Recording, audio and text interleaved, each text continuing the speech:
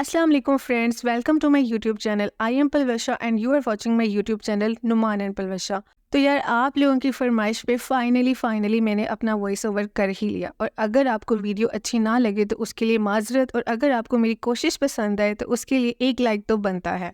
तो मैंने सोचा क्यों ना मुल्तानी गोलगप्पों से ये वीडियो स्टार्ट की जाए। तो यहाँ पर 3 लोग स्टॉल लगाकर बैठे हुए थे और तीनों ने लिखा हुआ था असली मुल्तानी गोलगप्पे। अब जनाब मैं कंफ्यूज थी कि किसके गोलगप्पे असल मुल्तानी है। तो सोचा तीनों के ही गोलगप्पे ट्राई कर लेते हैं और आपके साथ भी रिव्यू शेयर कर देते हैं कि किसके गोलगप्पे असल मुल्तानी गोलगप्पे हैं। और सबसे पहले हम गए फर्स्ट स्टॉल पे, और इनकी मेकिंग से ही आप अंदाज़ा लगा सकते हैं ये मुल्तानी गोलगप्पे तो नहीं है। हाँ, स्पाइसी ज़रूर हैं, अच्छे भी हैं, जिस तरह गोलगप्पे होते हैं वैसे ही गोलगप्पे हैं, या आप कह लें थोड़े एक्स्ट्रा स्पाइसी हैं। उन्होंने मुल्तानी गोलगप्पों को शायद थोड़ा स्पाइसी समझा और उसको थोड़ा इस तरह से बना दिया, पर ये मुझे बिल्कुल भी अच्छे नहीं लगे। मतलब एज अ गोलगप्पे आपने खाना है तो ठीक है, अब लेकिन अगर आप कहें कि ये मुल्तानी गोलगप्पे हैं तो नहीं, ये बिल्कुल भी मुल्तानी गोलगप्पे नहीं थे। बल्कि ये गोलगप्पे तो इतने ज़्यादा स्पाइसी थे कि मुझे और नुमान हम दोनों को हिचकियाँ लग गई थी।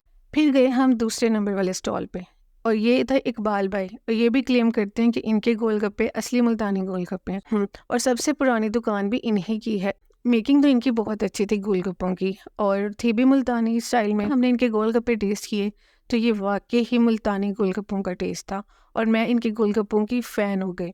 लेकिन अभी भी कहीं ना कहीं कोई ना कोई कमी तो ज़रूर थी।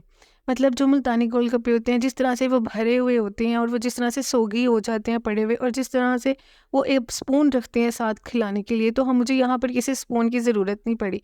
इनके वैसे ही गोलगप्पे बहुत मज़े के थे। और अगर मैं मुल्तानी गोलगप्पों से इनका टेस्ट कंपेयर करूँ तो मैं इन्हें 10 में से 8 मार्क्स दूंगी। इकबाल भाई के गोलगप्पे खाने के बाद मुझे एक मुल्तानी गोलगप्पों वाला टेस्ट तो मिल गया था, और नुमान साहब ने कहा कि आगे जाने की कोई ज़रूरत नहीं है, यहाँ तक कि खा लें, इतने गोलगप्पे बहुत होते हैं।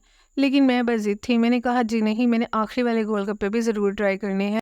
तो फिर हम गए तीसरे स्टॉल पे, लेकिन ये वाले जो भाई थे इनका स्टॉल काफ़ी पुराना लग रहा था। इसका शीशा भी टूटा हुआ था, सेटअप भी बहुत छोटा था, और टेबल और चेयर भी थोड़ी कम लग रही थी, यानी कि ऐसे लग रहा था कि इस भाई के शायद इतने अच्छे ना हों।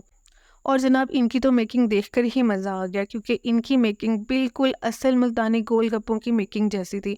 असल मुल्तानी गोलगप्पों की मेकिंग की जो पहचान है वो ये है कि वो गोलगप्पों पे चम्मच से ये चटनियाँ नहीं डालती हैं, वो पूरा गोलगप्पा उठा के चटनी वाले बर्तन में ही डाल देते हैं और उस तरह से निकालते हैं। और इस स्टॉल के ऊपर से जो खुशबू आ रही थी वो वही खुशबू थी जो मुल्तान के गोलगप्पों में से आ रही होती, क्योंकि गोलगप्पे फुल चटनियों से भरे हुए होते हैं और इतनी ज़्यादा मटेरियल होता है, तो वो साथ स्पून ज़रूर देते हैं क्योंकि ये वैसे ही सोगी हो जाते हैं। और आप ये गोलगप्पा पकड़ के देख सकते हैं ये कितना सोगी हो चुका है, कितना ये नरम हो चुका है, और इसको खाने के लिए चम्मच की ज़रूरत है। और जब मैंने ये गोलगप्पा खाया तो मुझे बस, मैं तो सीधा मुल्तान ही पहुंच गई थी।